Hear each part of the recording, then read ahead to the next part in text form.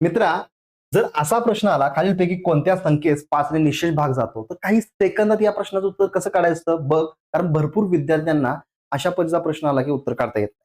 आता ऍक्च्युली हा प्रश्न जो आहे ना, तो विभाज्यतेच्या कसोट्यावर आधारित आहे. म्हणजे 5 ची कसोटी. मित्रांनो, 5 ची कसोटी काय सांगते, जर एकक स्थानी 0 किंवा 5 जर आलं तर त्या संख्येला निश्चेष भाग जातो.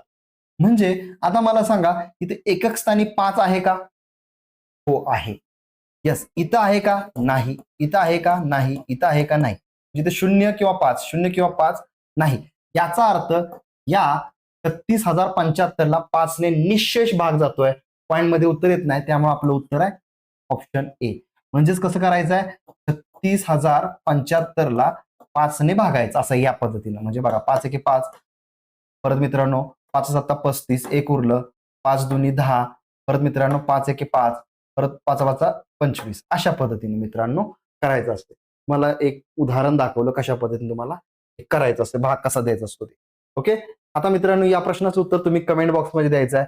त्याचबरोबर मित्रांनो, टार्गेट खाकी बॅच आपली SJN अकॅडमीच्या ऍपवर आहे.